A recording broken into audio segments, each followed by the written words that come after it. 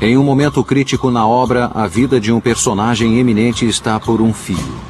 Para se salvar, ele pergunta a um estranho: não haverá esperança para o filho da viúva? A frase é de verdade um sinal secreto de perigo da maçonaria. O livro faz referência a uma cerimônia real na qual trabalham apenas os maçons de alto grau. Suas origens datam de crenças maçônicas antigas e é considerado o ritual maçônico mais sagrado. A peça apresenta Hiram Abif, o arquiteto, chefe do templo do rei Salomão, que se depara com um grupo de ladrões.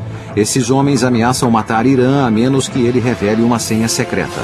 Hiram se recusa e, antes de ser morto, pergunta: não haverá esperança para o filho da viúva? Hoje, a coragem e a fidelidade de Hiram em manter sua palavra, em não revelar o segredo, é um princípio central para todos os maçons. Em outro grupo cuja existência depende de códigos e cifras, é a Agência Central de Inteligência em O Símbolo Perdido. Um diretor de segurança da CIA irrompe no prédio do Capitólio e assume o comando. O livro estaria correto em afirmar que a CIA tem autoridade para assumir o comando, afirmando ser um assunto de segurança nacional? O FBI tradicionalmente cuida de investigações domésticas. O diretor de segurança da CIA não tem mais autoridade do que você e eu para prender um cidadão. Peter Ernst passou 35 anos na CIA trabalhando em operações secretas pelo mundo. O que ele considera verdade no livro é o uso de mensagens codificadas pelos personagens. Códigos e cifras eram muito importantes na CIA. Todo o nosso tráfego de informação entre os agentes e a central era codificado. Quando recrutávamos agentes, mas não podíamos encontrá-los pessoalmente, tínhamos de usar o que chamamos de comunicação impessoal.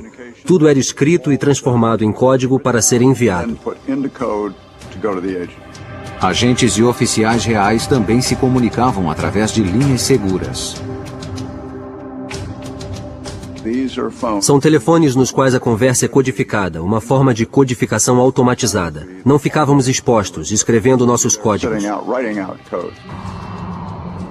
Outro mistério retratado por Brown é Cryptos. Na obra ele diz que esta obra de arte está nos limites da CIA e ainda deve ser decifrada por um exército de decifradores de códigos. Tal obra existe e deixa perplexos os mestres espiões. Cryptos, uma palavra grega que significa oculto, é a criação do artista James Sanborn. Em uma rara entrevista para a televisão, Sanborn discute sua criação. James Sanborn, artista.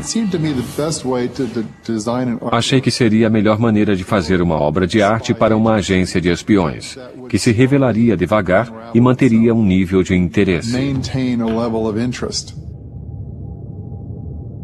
Em 1991, Sanborn desvendou Cryptos diante um público cético de mestres espiões. Eles apenas viam uma grande escultura, com uma estrutura em S de cobre, emergindo do que parecia ser uma impressora de computador. Na estrutura, pode-se ver um texto codificado e complexo, com cerca de 1.800 letras, divididos em 4 seções. Estudei arqueologia há muitos anos e era fascinado pelas coisas escondidas embaixo da terra, difíceis de encontrar, mas que eram fascinantes depois de achadas. Eu queria que a descoberta da escultura Cryptos passasse por esse processo. Cryptos contém um enigma dentro de outro enigma que apenas será solucionado depois de que as 4 partes tenham sido decodificadas. Até hoje, apenas 3 foram solucionados corretamente. Eu supunha que os primeiros segmentos fossem descobertos em questão de dias, no máximo semanas. Na verdade, levaram 9 anos. Quando eu estava na agência, conversei com outros contratados, e um disse: "Você sabia que eles vêm aqui com radares de penetração no solo de nêutrons? Depois de tudo pronto, usam esse equipamento radioativo para tentar olhar o solo nessas áreas." Se a pista se refere a algo enterrado no solo, ninguém sabe. E Sanborn não dirá nada.